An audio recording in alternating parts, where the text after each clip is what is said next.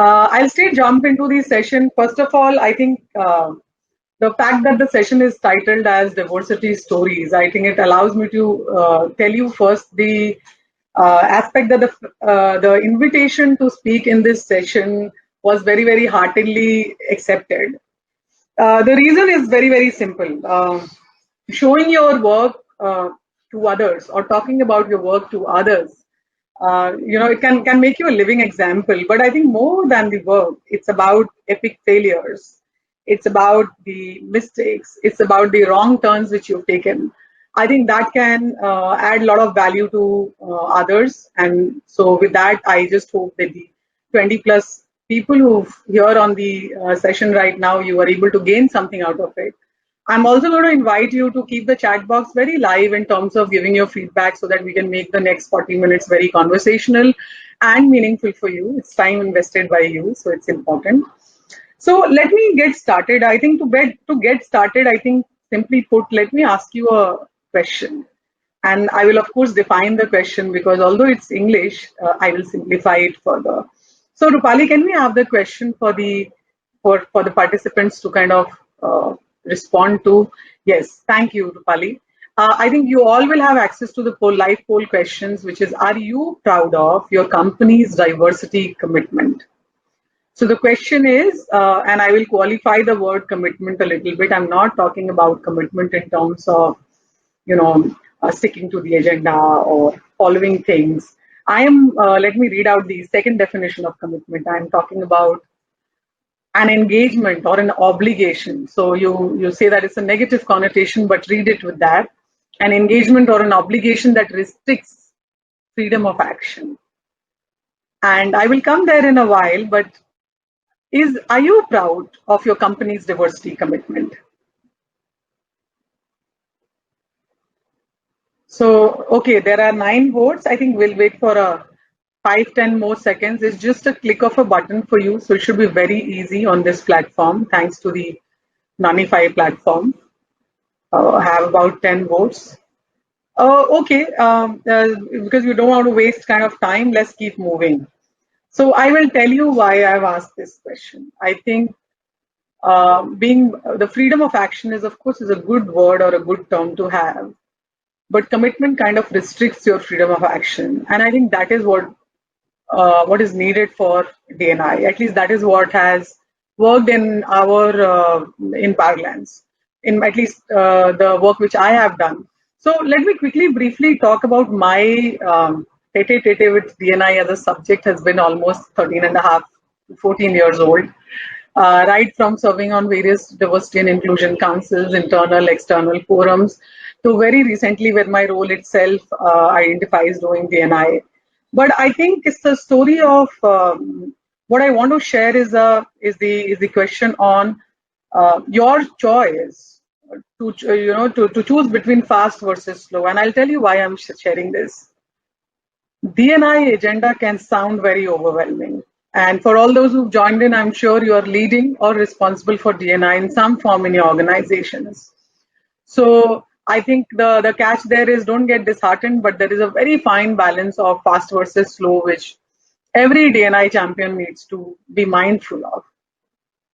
So what I'm going to do is, touch base on 3 aspects, the 3 message points which I want to share with you all.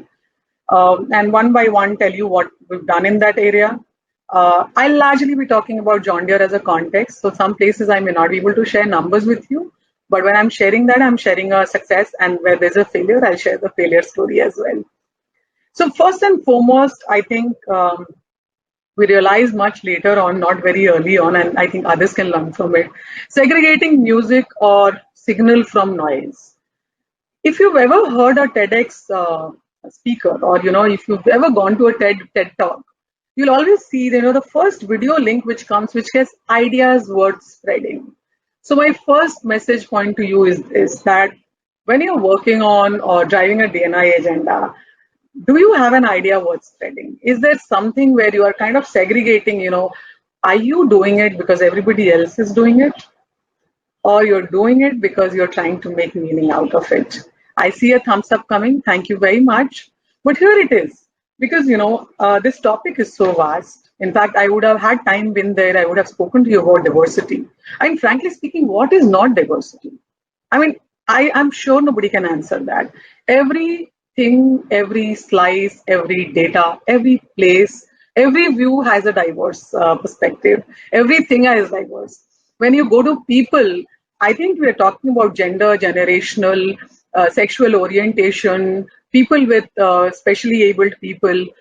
But what is not, if you just slice it down, people from the same city, people who speak the same language, and you can go on. There are infinite number of places.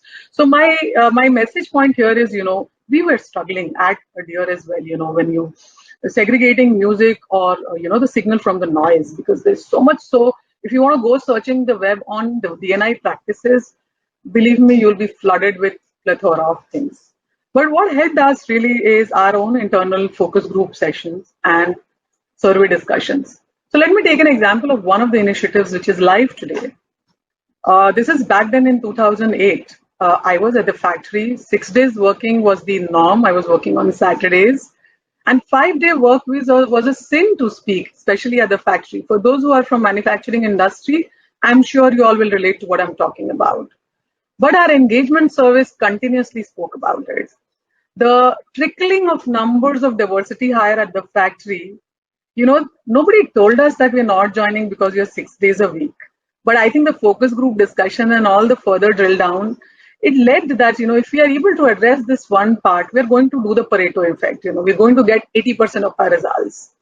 So something as early as 2008, it was only in 2011 things came to life. The point I'm trying to tell you is that, there'll be a lot of noise around you, a lot of things are happening, but what's important to you? I think you know best your own internal org realities. And I think that's the keyword which I want you to take a note if you have a notebook, or if you have a kind of a writing pad, those on iPad right now or laptop. I think please make a note of that. What is your internal org realities?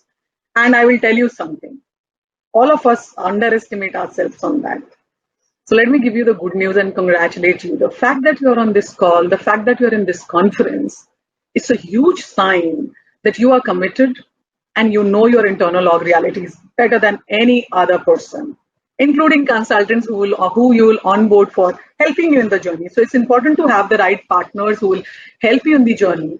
But it is equally important for you to bring up the internal org realities. So my first point, which was about segregating music or signal from noise.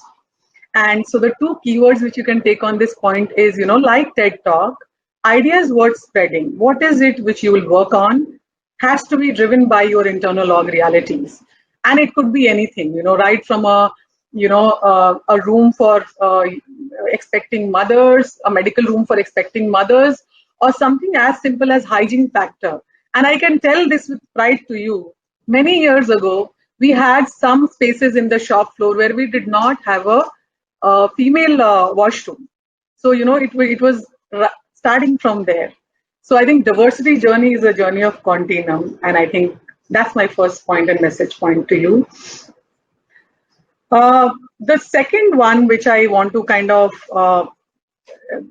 nudge you on and at least share my perspective on, I think the biggest failure was trying to solve it yourself. I think we all know this. I think DNI, the topic itself is saying be inclusive. And sometimes as diversity leaders or diversity champion, we do the mistake of, not being able to accept our own vulnerability to say that I do not know all the answers. I learned it much later. I can tell this today at the position where I am. And I can also relate to that 10 years ago, if I had to tell that I do not know all the answers, I would be wondering how to say that. But my invite and ask to you is this. I think we're living in better times as far as accepting vulnerability, being authentic is concerned. And I think we are in better times. I think the current generation is far more equipped on the whole subject of diversity and inclusion than we can imagine. While I'm speaking to you, I must share this with you. I have a 16-year-old teenager at home, and she has got much wider perspective on diversity and inclusion. Sometimes she would stop me, ask me questions, and as hard hitting as it can be, it can open your mind to a lot of other diverse conversation. Why did I bring this example? Very simply put, I think many of us fail to leverage the power of inclusion. So your DNI agenda should not be standalone. So you cannot be talking about inclusion without being inclusive. So, my point here is that create or at least work through a multi-pronged approach on driving the diversity agenda. That's what Dear Story has been. That the moment the DNI as an agenda got to wider audience, and I will share an example. Just allow me a few more seconds. I think we finally journeyed, and we journeyed so well that today we are in the top 15 great places to work for women employees. And that was, of course, our female was our focus. I'm seeing some messages, but I'm not able to read them. So, okay, yeah, I'll come through this question as well. These pointers as well when I finished talking. So the second one which I was telling is that work with all. So here is an example I'll tell you. Many years ago, when we started our DNI journey, we did not have a DNI council. I think it's the norm today. We have announced our council only very recently, about a month ago. But we did have something called a Team Enrichment Council. It's a very, very unique council. I was lucky in my early career to be nominated in that council along with other very senior leaders in the region. Now, the council had 4 focus areas, so the council had focus areas and largely engagement, work-life balance and representation, which is your state of diversity and inclusion. And so the Team Enrichment Council came up with this whole aspect that, how do we drive all this if we don't audit or you don't assess it? So those who are familiar with any business excellence model, and I'm sure you all are coming from great organization where there'll be some form of scorecard, some form of measurement, or production systems have got a lot of call outs on the business excellence format as well. So what we did, we introduced one item under each of these assessment methodologies. So we had something called John Deere Quality Production Systems for the manufacturing organizations. We had marketing and sales quality system for our marketing organization, and we had team enrichment, accountability and measurement for the tech environment kind of organization. What we did on all these assessment methodologies, which are typically business assessments, we started introducing the team enrichment criteria for assessment. Now, the first year we barely made it. In fact, I can share this with a lot of pride to all of you. The first time we did apply for Great Places to Work, we were just above the bottom quadrant, just literally in the bottom quadrant, because there are 4 quadrants as far as best workplaces are concerned. And we knew we are going north, you have to go to the top right quadrant. So coming back to team enrichment, engaging employee groups was, when I reflect back, I think that was the best decision which was taken to kind of champion the cause of team enrichment in the regions. Of course, DNI was one of them. Right from ideas on doing workshops to doing plays. I mean, today we are talking about plays for inclusion. Deere has done that, dusted it about 5-6 years ago. We've done plays to educate our managers and employees and sensitize them on topics of diversity and inclusion. This is through of course, the Team Enrichment Council which happened. But the point I'm trying to share is the council or I or anybody in HR could not have thought of that idea had we not leveraged our, I don't want to use a generational term, but leveraged our millennials or also the newer employees, because tenure also plays a large role as far as inclusion is concerned. So when we engaged people who are tenured in the organization and we mixed them with people who are new in the organization, a rainbow of ideas came up. And I think all the ideas with results. The reason I'm sharing this with you, of course, we did a lot of other things, but all the ideas originated from varied groups of people who were working on this agenda. So on this second point of working with all, I also want to say one is, of course, we are working on with, engaging larger employee groups, partnering with people. This second is leadership commitment. Now, this can be the tricky one. I'm sure you all will agree. Tricky because I come across a lot of time, a lot of DNI people or leaders come to me and say that, how do you engage your leaders? And I think the answer there is very simple. You keep doing stuff. You keep doing stuff and you keep holding the top person accountable and let it shift from top down. But why you're doing that, until unless you build review mechanisms in place where you're holding them accountable, and the holding them accountable can start with many people belittle or kind of dismiss the importance of this. It can start with calling somebody to do the opening address for a DNI session or a talk on DNI within your internal function when you're doing a training or a session or you're orienting employees on DNI. I think as simple as that to engaging them in saying that, what are the hiring and the other practices which you're doing. So I will talk about leader engagement in a while from now, but what I'm trying to tell in the second point is work with all. Do not dismiss any layer in your organization. And when I say in your organization, I'm also saying outside. So feel free to partner with right people. Feel free to partner with the right learning partners who can help you in this journey. While I do understand budgets and others can be constrained, it was for us. I think you can always find a partner who will do some part of what you want, and it will still meet your requirements and need. So the point here is still help. Ask for help and seek help. So don't try to solve all by yourself because that can be overwhelming. It was for me, and I think that's the second point. The third, the other thing under the second point which I want to say is this: work with your peers. I think if I do not know what is the, what are your roles in your respective organizations, but sometimes we dismiss this whole thought of, if I am the DNI leader and he's the recruiting manager and she's the learning professional, I'm talking about the peer group. Whether you are in HR, you are in non-HR, whether you are in NGO driving DNI agenda or you are in a privately owned firm where you are driving the DNI agenda. I think there's a power in working with your peer group, your P square, really powerful peer group, because if your peers are on board with your agenda, magic can happen overnight.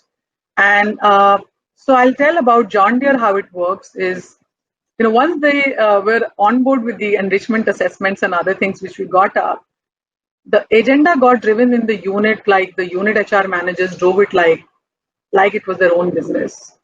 So the point I'm trying to say is that, bringing something and giving it to them to work versus enabling them and co-creating it. This is a new term. We've been doing it long ago, but I think co-creation keeps a lot of ownership and accountability as far as supporting the DNI agenda is concerned. And the last thing under this point, which I want to quickly nudge on, which is working with all, is again on vulnerability. Don't always think that you know the answers to who you need to partner with. So reach out and ask the right people who you can partner with on your DNI journey. So we'll pause here. As I said, and overarching theme which I had shared with you on fast and slow still remains. It's like, if you've started traveling the world a little later in time and you still do more number of countries versus somebody who's been traveling abroad, just to one location, I don't call out the country, but done that 10 times in the year or 15 times in the year. So the point I'm trying to tell you is the coverage is not linked to the time. So your solutions on DNI is not time linked. It's you have to decide when and how you want to do it, and you can create a powerful impact as far as driving the DNI agenda is concerned. So lastly, I think the third point. So while I spoke about segregating music or signal from noise, and I said that it's about ideas worth spreading. Find that out, match that with your internal org realities, and move on. The second is once you do that, or parallelly work with all, be inclusive. I think the DNI function, DNI leaders, or anybody who's championing DNI, it doesn't matter which function you are in. I think our role is to be much more inclusive and can demonstrate the power of inclusion there. And of course, I nudge especially on the power of working with your peer group, because sometimes we we underestimate that. We think that's given. I also want to use a word, kind of introduce a word to you all, that inclusion and influence are directly proportional. I do not know how many of you are agreeing with me or not. Maybe you can use the chat box to come to that.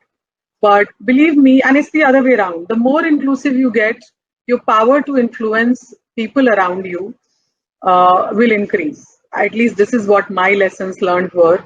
And I thought I'll share this with you because the more inclusive you get, right from co-creating stages, right from taking them into your agenda right from the beginning, the better power you have on influencing how you're going to work together in your journey.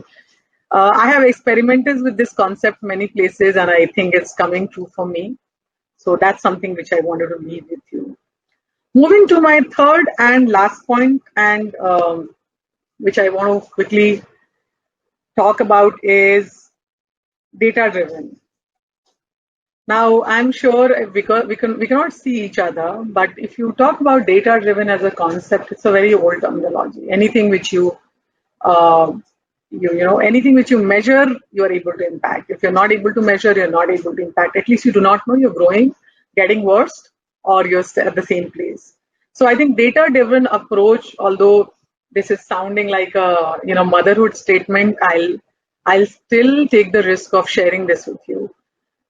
That and I will share some metrics with you as well, which we were initially tracking and which we are now going to focus. We're going to shift focus now to a DEI leader scorecard from this year onwards. But as early as 10 years ago, 13 years ago, when we started, it was simple 6 matrix. I'll talk about that. But I want to share something, I don't want to say failure, but I'll tell you the power of taking aspirational goals. 10 years ago, we took a goal of having X percentage of diversity in our workforce. We are still not there. But you know what? We are very close to it. So I think the power of taking the right aspirations through a number goal is extremely, extremely critical. I don't think we would have reached where we are today had we not taken an aspirational goal of the representation number which we want in our workforce. Now, coming to the matrix part of it, why data-driven approach is extremely important.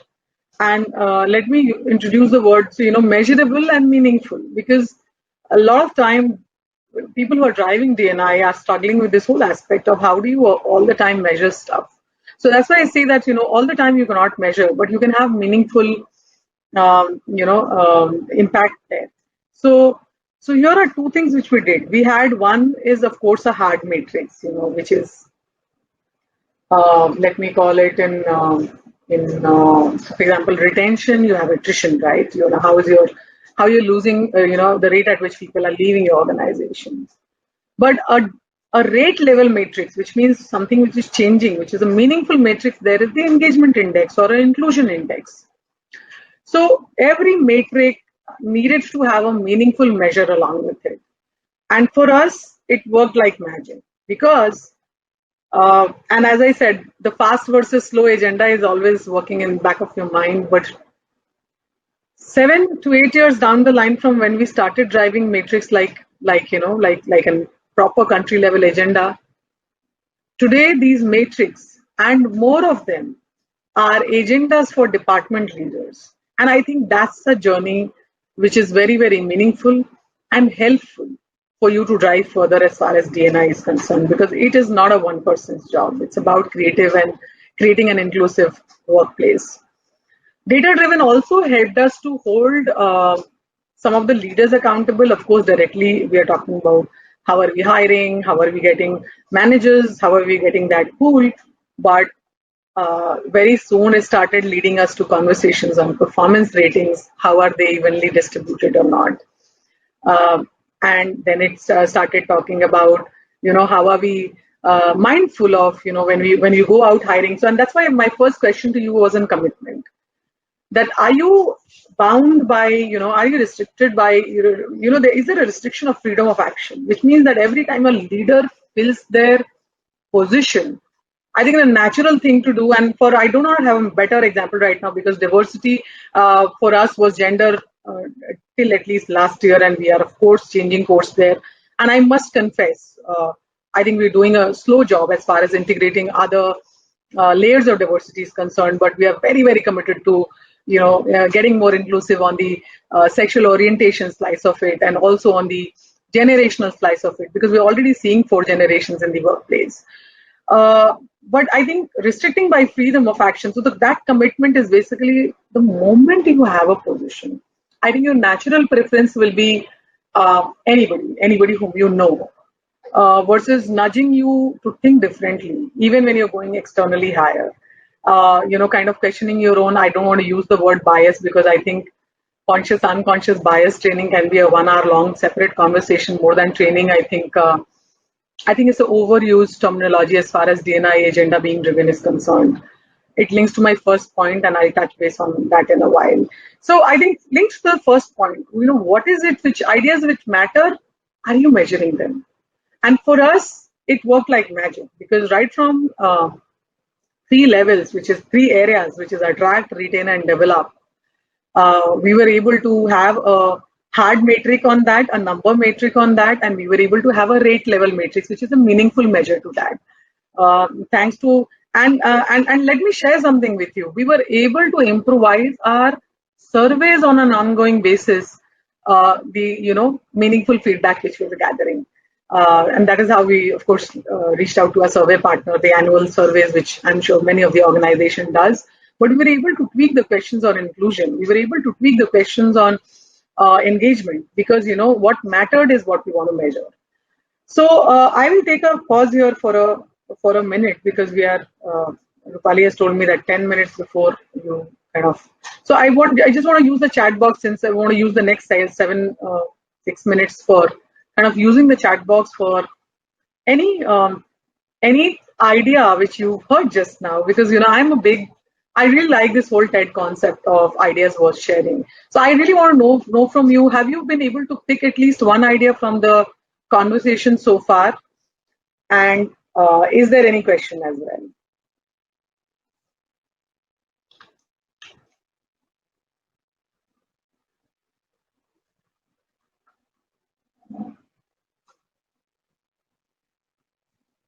Thank you, Rupali.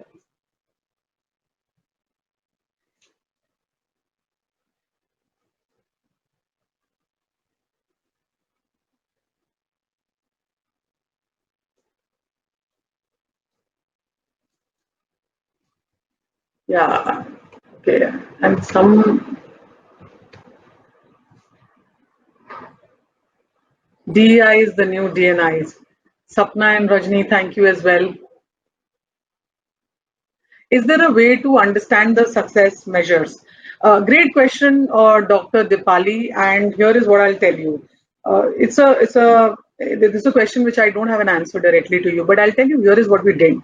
What we did, the rate, the measures, the hard matrix which were there, for example, the rate at which you're attracting, I think it's a very simple one, where we reached out to various partners to find out what's the talent pool availability. So if I'm saying that at my manufacturing location, I want 30% female, but if there are not 30% women who are into production engineering, I'm just taking an example, I think it's not the right metric for me to take. So our matrix were largely driven by what the market is mirrored at, which means, so I can tell this to you, this is how we broke it. We said that from the campus hiring place, our targets will be different from lateral hiring, because, we have more number of women engineers now versus 10, 15, 20 years ago. So we'll hire more number of graduate engineer trainees and postgraduate trainees versus a lateral hire where the market is not so much available and full of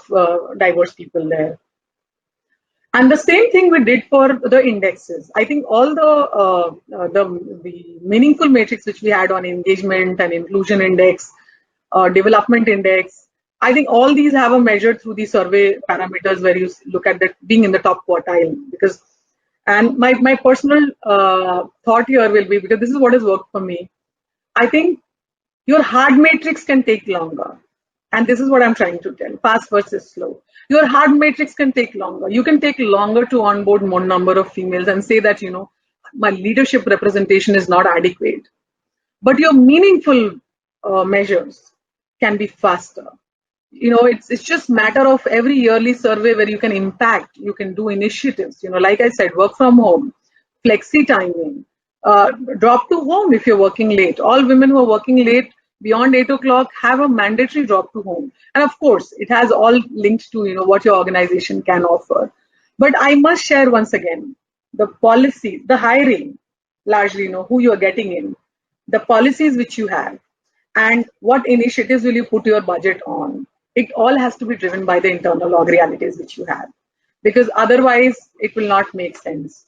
And I just want to leave you on a positive note, because I'm not telling this out of nowhere. I'm not spinning this out of thin air. I'm telling this to you from my own experience.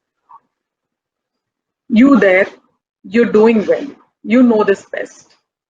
So I just want to repeat my pointers that, find out what's your ideas, what's spreading, declutter, get your signal from the noise, and lastly, be data driven, because without being data driven, you will not know where you're going. So it's the famous quote of Alice in Wonderland when she's asking the Cheshire cat that, there are two roads which are diverging, and Alice is asking, which one to take. And the Cheshire cat is asking, so the Cheshire cat is basically an example of, internal org realities or wisdom or whatever you want to call it in this context. So that's where you want to go. And Alice says, I don't know. The Cheshire cat says, then it doesn't matter which road you take. So I think it's extremely important that you kind of sit and spend time on documenting your internal org realities, that what matters to you. How do you want your market, talent to be reflective of the market which is available? And we are today, and believe me, this changes every 3 to 4 years because things are changing. So feel free to revisit that, because you're all equipped to do that. And that's why you're in charge of championing D&I. Doesn't matter you're from HR, doesn't matter you're from D&I function, doesn't matter you're from business. So I will pause here for any more questions.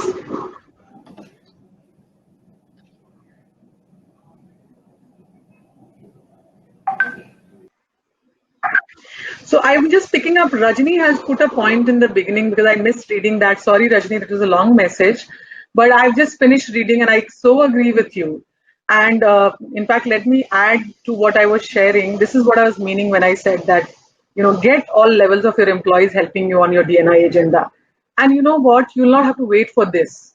You will come to know about this because when your new employees and old employees are all working together on D&I agenda, you will come to know that, hey, we need to do something about including people, especially the newer employees. At Deere, I'll tell you, we figured it out because we deliberately stopped using acronyms. So, DEI, TEC, I have used 2 acronyms while I'm talking to you. And all the new joinees said that, you feel at a loss of, lots of words when you have to participate in conversations because you do not know these acronyms. So we purposefully shied away from using acronyms at Deere. And, the older employees started catching people. Hey, don't use that acronym. Can you expand it? Because we all can't follow. And I can tell this to you with pride today, at least in many places, not all, because this is part of culture. Culture building is, again, fast versus slow. You have to think. It will take a little longer than what you think. But we've become mindful of using acronyms. So yes, your orientation is the first place where you need to get people, start talking about your D&I agenda, and maybe meet them in 90 days to find out what is it which is paining them. Believe me, you will get some mind-blowing ideas for driving your D&I agenda as far as culture change or inclusion is concerned.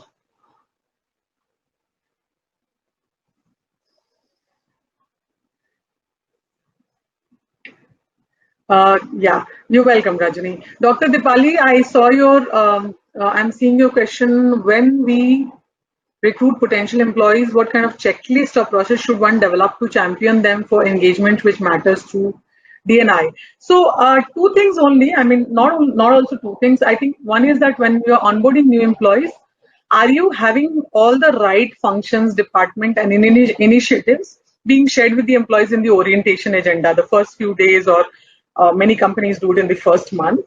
So I don't want to give a checklist, but the point is your D&I leader going and talking to the new employees? our department heads talking to the new employees and sharing what's going on there.